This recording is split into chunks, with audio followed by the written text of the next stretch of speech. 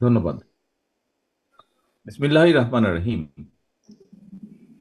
ফ্যাসিবাদ বিরোধী আন্দোলনে নারীদের অবদান শীর্ষক আজকের এই আলোচনা সভার সম্মানিত সভাপতি, উপস্থিত স্থায়ী কমিটির সম্মানিত সদস্যবৃন্দ, উপস্থিত গণ অভ্যুত্থানে শহীদ পরিবারের সদস্যবৃন্দ, নারী সমাজের সম্মানিত প্রতিনিধিগণ, সম্মানিত আলোচকবৃন্দ এবং অনুষ্ঠানে উপস্থিত সম্মানিত উপস্থিতিবৃন্দ, আসসালামু আলাইকুম। আমরা সকলে এতক্ষণ গণ অভ্যুত্থানে নারীদের ভূমিকা এবং আন্দোলন পরবর্তী চলমান রাজনৈতিক পরিস্থিতি নিয়ে অনেক ডিটেইল আলোচনা আমরা এখানে শুনলাম। আলোচনা আমরা আলোচকবৃন্দ আলোচনা করেছেন। আহ, যারা বিভিন্ন শ্রেণী পেশার নারী পুরুষ দেশ এবং জনগণের স্বার্থ রক্ষা করতে গিয়ে যারা শহীদ হয়েছেন, তাদের কাছে বাংলাদেশ আজ ঋণী। প্রিয় উপস্থিতিবৃন্দ, এবার তাদের প্রতি আমাদের ঋণ পরিশোধের পালা। এ ব্যাপারে কোনো কোনো বক্তা তার বক্তব্যে তুলে ধরেছেন যে ভবিষ্যৎ বাংলাদেশটি কেমন হলে আমরা আমাদের এই শহীদদের ঋণ কিছুটা হলেও পরিশোধ করতে পারবো ইনশাল্লাহ। সম্মানিত উপস্থিতিবৃন্দ, 1971 সালের স্বাধীনতা যুদ্ধের অর্জন থেকে 2024 সালের স্বাধীনতা রক্ষার যুদ্ধ, বিভিন্ন সময়ে গণতন্ত্র প্রতিষ্ঠা কিংবা ফ্যাসিবাদ বিরোধী 1.5 দশকের আন্দোলন, প্রতিটি সংগ্রামে আন্দোলন সংগ্রামে মানুষের পাশাপাশি নারীরাও লড়াই করেছেন, জীবন দিয়েছেন। শুধুমাত্র জুলাই গণ অভ্যুত্থানে কমপক্ষে 10 জন নারী শহীদ হয়েছেন। আমি ব্যক্তিগতভাবে বিশ্বাস করি একজন নারী সংগ্রামী অবদানকে শুধুমাত্র হতাহতের সংখ্যা দিয়ে বিবেচনা করলে সেটি হবে নারীর আত্মত্যাগের প্রতি অবিচার।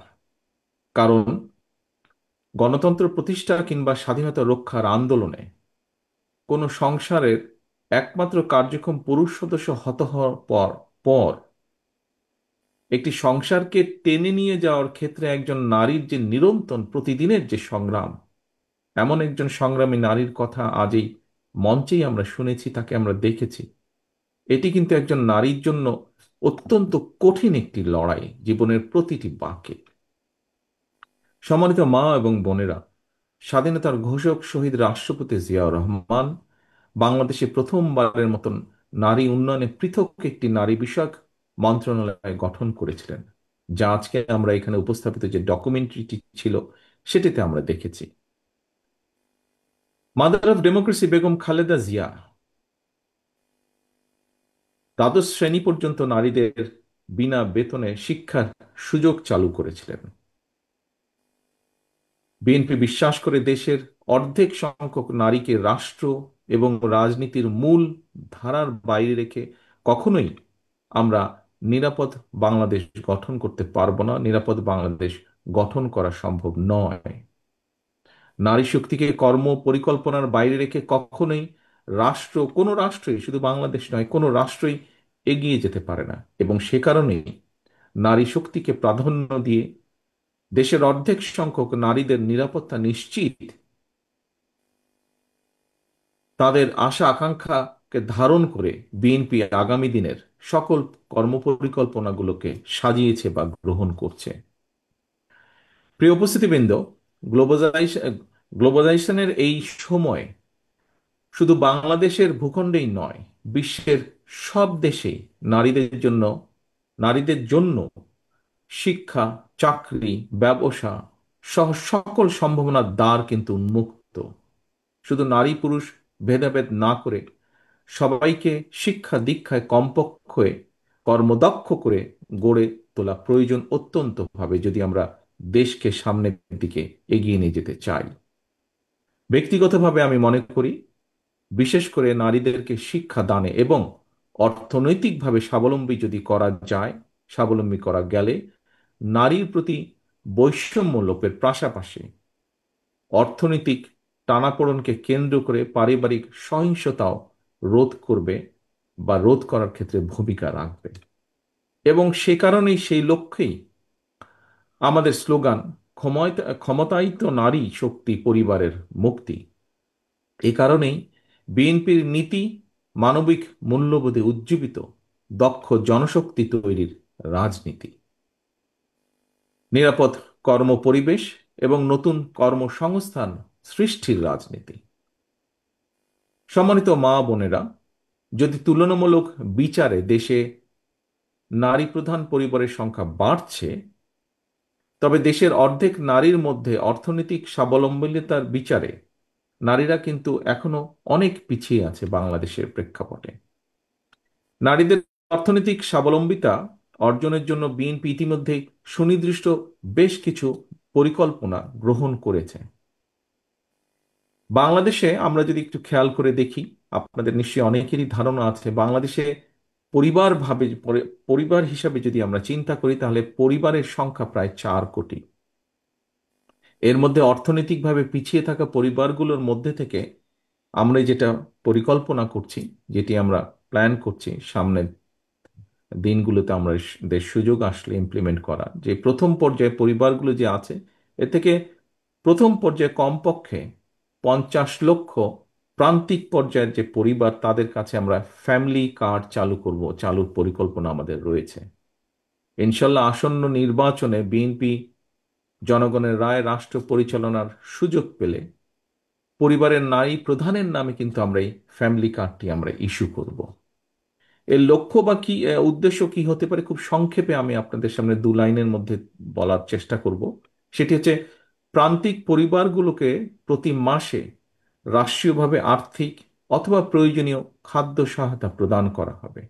আমরা আশা করছি এই ধরনের উদ্যোগে পরিবার এবং সমাজে একদিকে নারীর অর্থনৈতিক ক্ষমতায়ন ঘটবে, অপরদিকে পরিবারগুলোর সামনে ধীরে ধীরে স্বাবলম্বী হয়ে ওঠার সুযোগও তৈরি হবে। প্রিয় মা ও বোনেরা, বিগত 1.5 দশকেরও বেশি সময় ধরে ফ্যাসিবাদ বিরোধী আন্দোলনের সময় অনেক মা তার প্রিয় সন্তান হারিয়েছেন। আমার মাও তার এক সন্তানকে হারিয়েছেন আপনাদেরই মতন। বহু স্ত্রী তার প্রিয়তম স্বামীকে হারিয়েছেন, বোন তার ভাইকে হারিয়েছেন। অনেক মা বোন নির্যাতিত নিপীড়িত হয়েছেন। অনেক পরিবারের পারিবারিক বন্ধন ছিন্ন বিচ্ছিন্ন হয়ে গিয়েছে। হাজারো শহীদ আর স্বজন হারানোর অসংখ্য মা বোনের আর্তনাদে শেষ পর্যন্ত ফ্যাসিবাদ অবসানের পর আমাদের সবার সামনে শিশু, নারী, পুরুষ, ধর্ম, বর্ণ নির্বিশেষে একটি মানবিক বাংলাদেশ গঠনের সুযোগ সামনে এসেছে, যা আজ এই মঞ্চেও বিভিন্ন বক্তা তুলে ধরেছেন।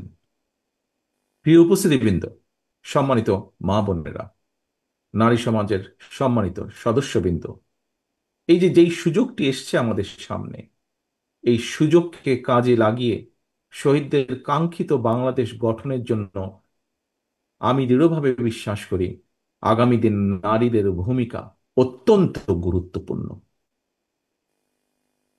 আরেকটি দাবি এসেছে, সেই দাবির সাথে আমি একমত, যে কথাটি আমি আপনাদের সামনে তুলে ধরব বলে নিজেই ঠিক করে রেখেছিলাম। একজন মায়ের চোখে যেমন বাংলাদেশ হওয়া দরকার, তেমন একটি বাংলাদেশ প্রতিষ্ঠা করতে চাইলে, সম্মানিত উপস্থিতিবৃন্দ, আগামী জাতীয় নির্বাচন দেশের প্রতিটি নাগরিকের জন্য অত্যন্ত গুরুত্বপূর্ণ। দেশে যাতে আর কোনোভাবেই আর কোনোদিন ফ্যাসিবাদ, উগ্রবাদ, চরমপন্থা মাথা চাড়া দিয়ে উঠতে না পারে, এই ব্যাপারে বিশেষ করে নারী সমাজকে অত্যন্ত সতর্ক এবং সজাগ থাকতে হবে। এবং সতর্ক এবং সজাগ থাকার জন্য আমি সমগ্র বাংলাদেশের মা বোনদেরকে আহ্বান জানাই।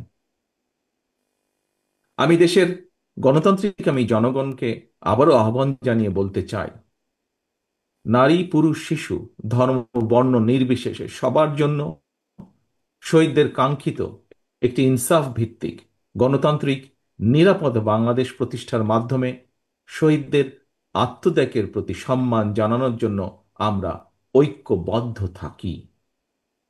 সবার জন্য একটি নিরাপদ, একটি গণতান্ত্রিক মানবিক বাংলাদেশ প্রতিষ্ঠার চলমান অভিযাত্রায় অতীতের মতো আগামী দিনেও আমরা আমাদের মা বোনদের সক্রিয় অংশগ্রহণ এবং সমর্থন আশা করি দৃঢ়ভাবে। পরিশেষে আমি আল্লাহর দরবারে সকল শহীদদের আত্মার মাগফিরাত কামনা করছি এবং আহতদের দ্রুত আরোগ্য কামনা করছি। অনুষ্ঠান আয়োজকদেরকে আন্তরিকভাবে জানাই ধন্যবাদ। শহীদ পরিবারের শোকাহত সদস্যদের প্রতি আবারও বিশেষ কৃতজ্ঞতা জানিয়ে আমার বক্তব্য এখানে শেষ করছি। আল্লাহ হাফেজ। বাংলাদেশ জিন্দাবাদ। বাংলাদেশ জাতীয়তাবাদী দল জিন্দাবাদ।